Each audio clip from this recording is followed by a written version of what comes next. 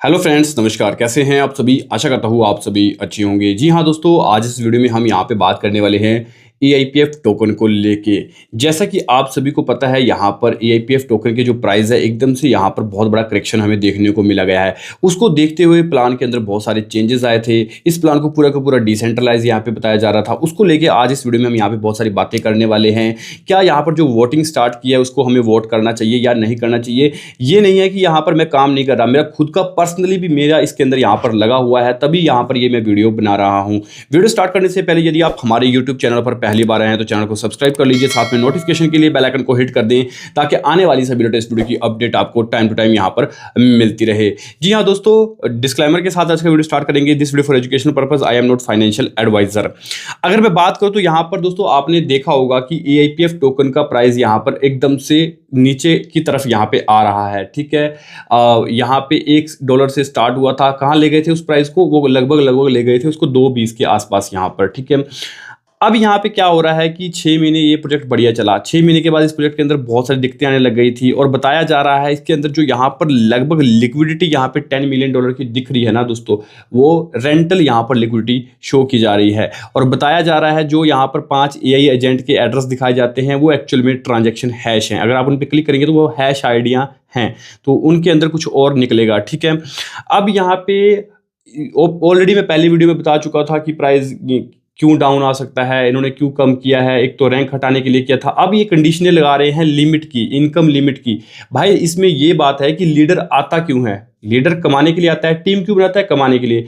यहाँ पे कंपनी के अंदर देने का दम नहीं था तो यहाँ पर इतने बड़े बड़े वादे और दावे क्यों करे गए? ठीक है, अब यहाँ पे इन्होंने वोटिंग स्टार्ट की है जिसमें बोला गया है यूजर्स, यहाँ पे अगर मैं बात करूँ तो कि यूजर यहाँ पर वो वोटिंग करेंगे। ठीक है, 100 एआईपीएफ वाले लीडर ही उसको वोट कर सकते हैं। एक स्क्रीनशॉट है, मैं अपनी आईडी यहाँ पे दिखाता हूँ आपको। एक आईडी है, मैं आपको दिखाता हूँ। जैसे ये दिखा रहे हैं, देखो ये आईडी है मेरी। ठीक है, मेरी आईडी है। इसके अंदर अगर मैं बात करूँ तो यहाँ पर दिखा रहा है कि टोटल गवर्नेंस जो वेट है ये टोकन का ही दिखा रहे हैं, 5,82,000 समथिंग कुछ यहाँ पे टोकन का वो गवर्नेंस वेट यहाँ पे दिखा रहे हैं। अप्रूव्ड दिखा रहे हैं 4,05,000 समथिंग और रिजेक्ट दिखा रहे हैं 1,76,000।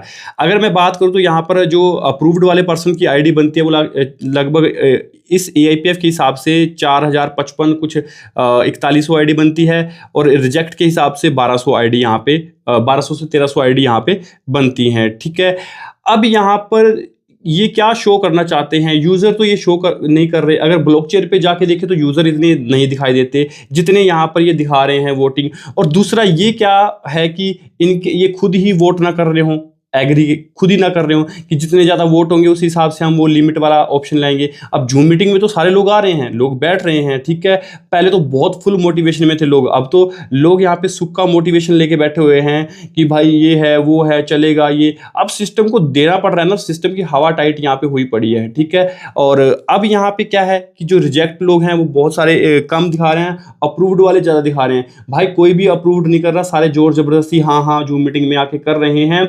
इस रूल को बिल्कुल भी पास मत करवाओ, इसको रिजेक्ट करो इस रूल को। भाई जो ये वोटिंग ले रहे हैं, वोटिंग को आप रिजेक्ट करिए। जब लिमिट लग जाएगी तो आपको काम करने का फायदा क्या? आपने 5-6 महीने क्यों इसमें झक मारी यहाँ पे? ठीक है, अगर ये लिमिट ही लेके आनी थी तो पहले डे से लिमिट लेके आते। कॉन्ट्रैक्ट को यहाँ पे डिसेंट्रलाइज बोल के फिर एडिट और चेंज क्यों हो रहा है? कौन सा ये पूरा डिसेंट्रलाइज हो गया? कहाँ से हो गया डिसेंट्रलाइज? डिसेंट्रलाइज नाम की कोई चीज एग्जिस्ट ही नहीं करती बिटकॉइन को छोड़ के। यहाँ पे जितने आते हैं सबके सब सेंट्रलाइज प्रोक्सी होते हैं, चेंज एडिटेबल कभी भी कर सकते हैं। भाई अगला कमाने के लिए आया है, कंपनी का जो क्रिएटर है वो कमाने के लिए आया है, वो कभी भी बंद कर सकता है। वो तो लेके जाएगा ही जाएगा, उसका भी मन करता है अभी कमाने का, वो सबको बांटने थोड़ी आया है। और यहाँ पर दूसरा कौन सा मनी जनरेशन हो रही है? यहाँ पे तो मनी रोटेशन हो रही है। इनके पास कोई मशीन थोड़ी लगी है या फिर कोई ये ट्रेड करते हो, कुछ भी नहीं करते। यहाँ पर पूरा का पूरा ये मनी रोटेट हो रहा है। जो टोकन है, टोकन की लिक्विडिटी वहीं पड़ी है, नीचे से लोग आ रहे हैं, ऊपर वाले लोग निकाल रहे हैं, सिर्फ वहीं पे स्टक है ना।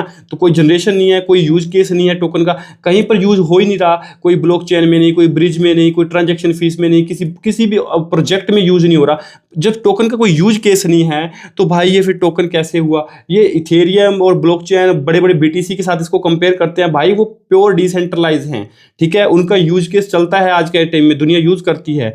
ये एलजीएनएस जैसा अभी तक खुद की अनुबिस ब्लॉकचेन बना के वो यूज केस नहीं इसका कर पाया, तो ये तो फिर यहाँ पे छोटा सा प्रोजेक्ट है चिंदी सा, और इसके अंदर यहाँ पे कोई भी जनरेशन सोर्स नहीं है, लीडर टीम बनाने के लिए आते हैं, बहुत सारे ऐसे हैं, लिक्विडिटी इसके अंदर रेंटल के ऊपर है, टोटली जो है ना वो सारा मनी रोटेशन के ऊपर है। सारी की सारी गेम इन्होंने यहाँ पर जो थी वो इसी प्राइस के ऊपर यहाँ पे घुमा दी और प्राइस को हाफ कर दिया, जिन्होंने लगाया था उनका हाफ हो गया, आप वेट करते रहो, बहुत सारी चीज़ें हैं। बाकी जो इन्होंने वोटिंग स्टार्ट की है बिल्कुल भी सही नहीं है, ठीक है, इसको रिजेक्ट करो दोस्तों वोटिंग को, ठीक है, अपनी टीम को भी बोलो रिजेक्ट करो, क्योंकि इतने इनके पास यूज़र नहीं है जितने ये यहाँ पे शो कर रहे हैं, इतने तो यूज़र भी नहीं। अगर ब्लॉकचेन पे जाते हैं तो वहाँ पे सब कन्फर्म पता लग जाता है। जो होल्डर दिखाए होते हैं, होल्डर दिखाना कोई बड़ी बात नहीं है, ठीक है, टोकन लो थोड़े थोड़े 10-20 हज़ार एड्रेस पे एक आधा टोकन भी फेंकोगे ना तो एयर ड्रॉप के रूप में तो वो होल्डर ही बन जाते हैं, ठीक है, होल्डर बनाना कोई बड़ी बात नहीं है। तो जिन लोगों ने यहाँ पे विड्रॉल ले रहे हैं वो भी तो होल्डिंग करके बैठे हैं, वो भी तो यहाँ पे होल्डर ही दिख रहे हैं, फिर भी आपको यहाँ पे रिजेक्ट ही करना है, इसको अप्रूव यहाँ पे नहीं करना है। मेरी आपसे यही रिक्वेस्ट है, अगर ये कर देंगे तो फिर प्रोजेक्ट खत्म है, यहाँ पे एक लिमिट लग जाएगी, कंडीशन लग जाएगी। यहाँ पर लीडर तो यहाँ पे काम करके मर गए, क्योंकि 6 महीने में इसकी हवा निकल गई प्लान की। बातें तो ये बहुत बड़ी बड़ी मोटिवेशन में करते थे जूम मीटिंग पे आके, मैं तो बहुत कम ही जूम मीटिंग में जाता था, और मतलब सिर्फ ओनली पॉजिटिव लोगों को सुना जाएगा, नेगेटिव लोगों की वहाँ पे एडवाइस नहीं ली जाएगी, यही होता है हर सिस्टम के अंदर, ठीक है। बाकी अगर आप कोई और प्रोजेक्ट ढूंढ रहे हैं, इसके साथ साथ बैकअप प्लान देख रहे हैं, तो दोस्तों एक नया प्रोजेक्ट मार्केट में लॉन्च हुआ है जिसका नाम है BWIS करके है दोस्तों। यहाँ पे बिलियन वाइज करके सर्च करेंगे आपको पता लग जाएगा क्या चीज़ है, क्या वो मार्केट में किस तरीके से यहाँ पे धूम मचा रहा है इस टाइम का। अगर देखा जाए तो BG वेल्थ, AIPF टोकन हो गया, चाहे वो फाइनोर हो गया, इनका जो रिकवरी दिखाया जा रहा है ना कि ये जो रिकवरी बैकअप प्लान है वो है यहाँ पे BWIS, बहुत ज़्यादा ट्रेंड कर रहा है। यहाँ पे